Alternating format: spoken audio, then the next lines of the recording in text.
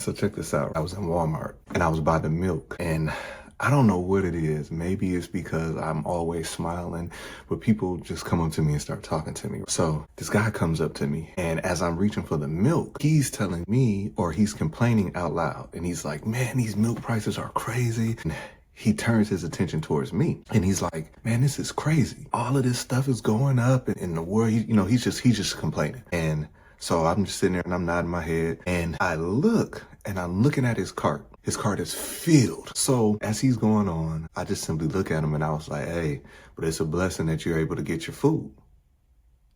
And he kind of looked at me and he just kept on complaining. And so I just asked him, I said, well, he was talking about, the war, all of this stuff. And so I told him, I said, well, have you ever been in the military? And he's like, no.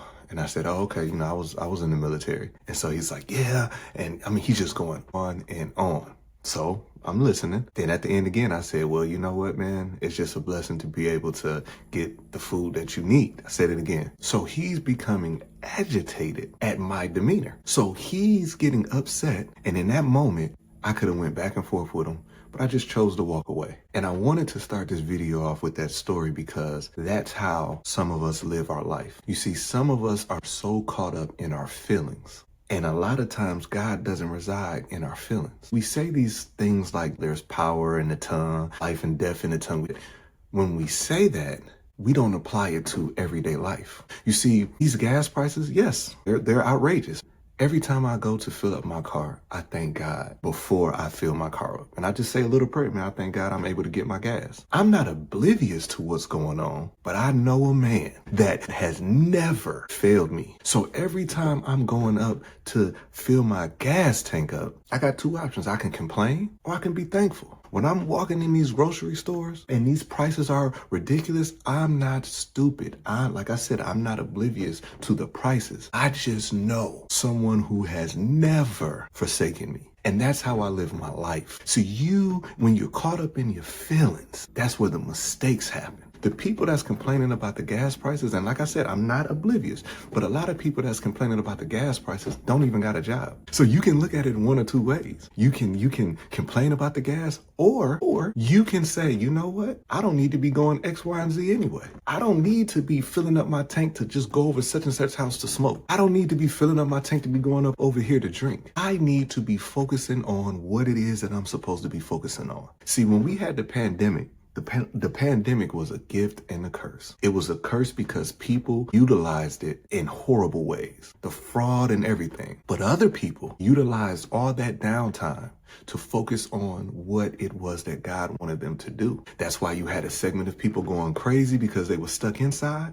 And then there was a segment of people that were praising God because they found out something in themselves. See, being in your feelings will cause you to make mistakes. Being in your feelings will have you sitting at home, feeling alone, picking up that phone and calling somebody that you know you shouldn't be calling. Being in your feelings will have you reminiscing on a time way back when, or for some, could have just been last year. But being in your feelings will have you reminiscing and picking up a phone and indulging in conversation, not realizing that old you was blocking your blessings for the new you. See, that's what's being in your feelings. Being in your feelings will have you trying to get someone back because you want to feel how you feel. See, they hurt you and you in your feelings, so now you want to get them back. And as you are scheming and devising the plan to get them back, God is sitting right here and he's just looking like, listen, I got a blessing with your name on it. I just need you to align yourself so I can release these blessings. But you so in your feelings and you worried about this,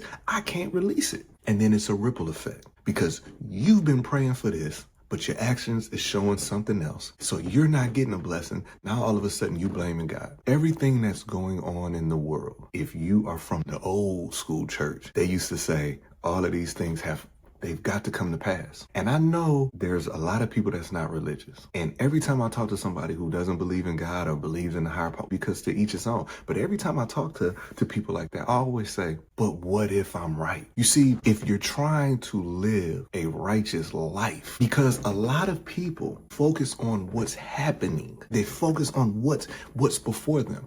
And I'm just the type of person, I look beyond that. I focus on, if I find myself in a situation, what am I supposed supposed to be learning from this situation? Before I make it a bigger issue, if every time I come to this problem, I'm always handling it a certain type of way. So every year I'm always facing the same problem. I look at myself in the mirror and I say, okay, what am I doing wrong? Not what is this person doing wrong? Not what is that person doing? What am I doing wrong? You see, being in your feelings is oftentimes the reason why you're stuck. Every time I go into these grocery stores, yes, when I go to pay, I'm looking like, ooh, Jesus. But I don't stop there. I look and I say, I thank God that I had enough. See, when you appreciate what you have, you create room for more. I use my kids as an example all the time, right? But my youngest son, whenever he asks me for something, he knows that if he does what he's supposed to do, eventually he'll get it. But sometimes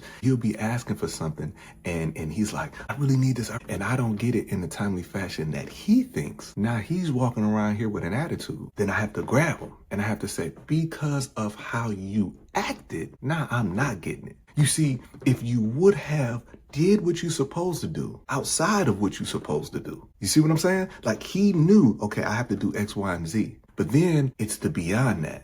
Because just because you did X, Y, and Z doesn't mean that you're going to receive when you think you need to receive it. Because you did X, Y, and Z, I'm still observing to see if you're going to resort back to the things that I don't want you to do. So now since you are in your feelings, you have just blocked the very thing that you asked for. Now we can come back and revisit it once you straighten up, but that might be down the line. That might be 2-3 months. So I'm making this video just for anybody out there that's going through something and you find yourself stuck in your feelings. I say this all the time. I give myself 10 to 15 minutes to be in my feelings. Something happens to me, I give myself 10 to 15 minutes to be mad, to be upset.